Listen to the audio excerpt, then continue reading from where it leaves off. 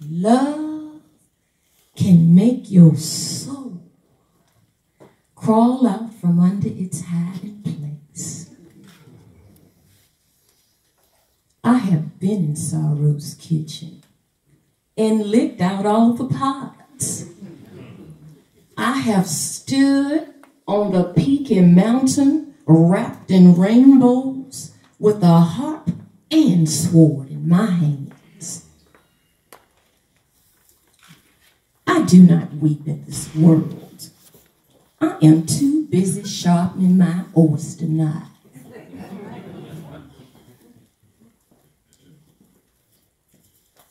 Them that's got it, they don't have to hide it. Them that ain't got it can't show it.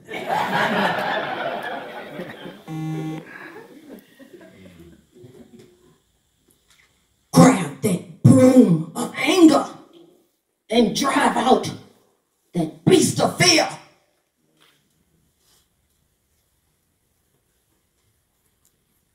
Sometimes I feel like I'm being discriminated against, but I don't get angry. It merely astonishes me, because I say, who can deny themselves the pleasure of my company? It's beyond me. Yes, I am Zora Neale Hurston. I was born January the 7th, 1891 in Notasoga, Alabama, to John and Lucy Potts Hurston. About a year later, we moved to Edenville, Florida. You know that little town outside of Orlando? Later on in my literary works, you'll read that I described Edenville as the city of 5 lakes, 300 brown skins, 300 good swimmers, 3 croquet courts, lots of guavas, 2 schools, and no jailhouse. I was a happy child till about the age of 13. Then my mama died. My daddy had the nerve to marry a young girl that was just 6 years older than me. We could not stand each other. So I had to leave. I moved to the Baltimore area and got a few little odd jobs here and there. But at the age of 26, I said, I need my high school diploma. So I went back to school. But I told them I was 16 years old and they believed me.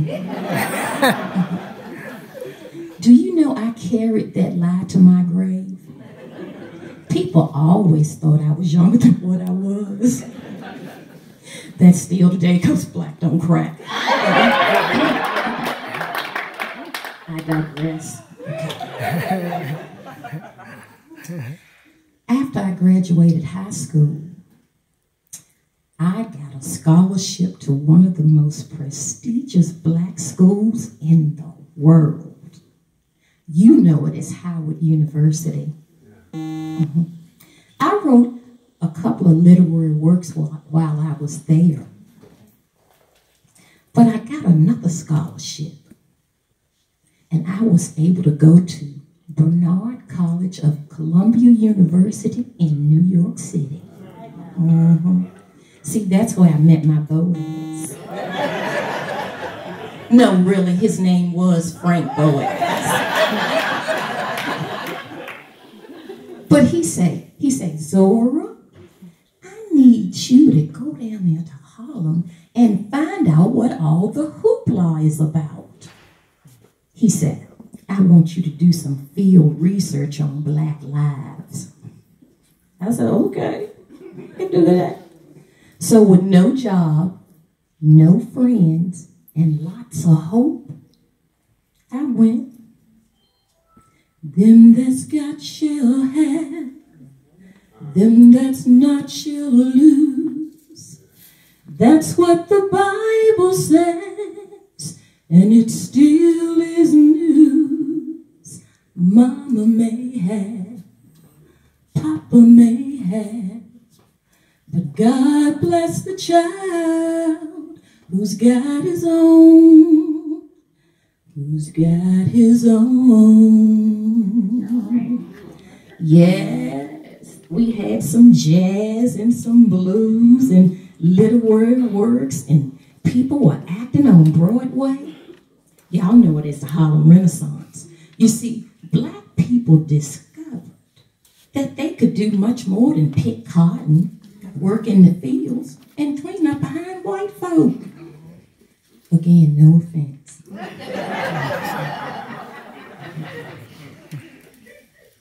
We said, we got talent.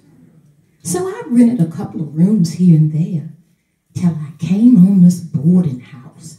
And do you know, at the boarding house, they was putting us up for free. See, everybody that was a part of the movement was at that boarding house in Harlem.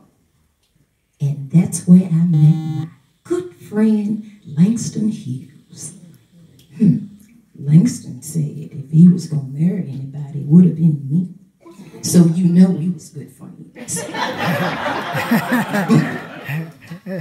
Anyway, Langston and I, we wrote a couple of little word works. But the one that got all the controversy was called Fire. See, that's the one where we talked about from everything from homosexuality to sex without marriage. Now, you know back then that was a bit taboo. You dare not talk about stuff like that. But we did. Yes, we did. It was short-lived, but it was controversial. Then there was this piece that we wrote. It was a play called New Bones. But we couldn't figure out who the author was going to be. So we had a dispute. And do you know, that's where our friendship disintegrated. And I regret that decision to the day I died. Eventually I moved on. I was funded to go to Jamaica. And that's where I wrote about black magic and the book you all know as Their Eyes Were Watching God. But it wasn't popular then. I left Jamaica and eventually I moved back to Florida, to St. Lucie County. I was a reporter and I even taught a little bit, but I took sick. And they had to put me in the welfare home there in Port St. Lucie. You see, I died penniless. They say I had some called hypertension, heart disease. But there was a lady by the name of Alice Walker. About 13 years later, she did some poking and prying and found Their Eyes Were Watching God. Now y'all see it on the big movie screens, and it's millions of copies sold. And because I didn't have the money for a burial, the townspeople had to collect money for my burial, but I didn't have a headstone. And Alice Walker got me a headstone too. Money you've got, lots of friends hanging at your door. But when the money's gone and the spending ends, they ain't hanging around no more. Rich relations give a crust of bread as such. You can help yourself, but don't take too much. Mama may have, Papa may have, but God bless the child who's got his own.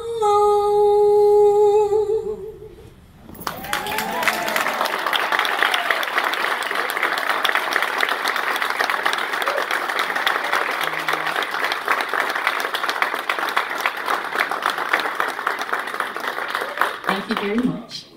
I have the pleasure of introducing one of the most prestigious, I call them celebrities of Harlem Renaissance. But what's really sad is we hear about him a lot during Black History Month, and some of it's taught in school, but I'm hoping we'll hear just a little bit more about this writer, this famous writer, the one we know as Langston Hughes.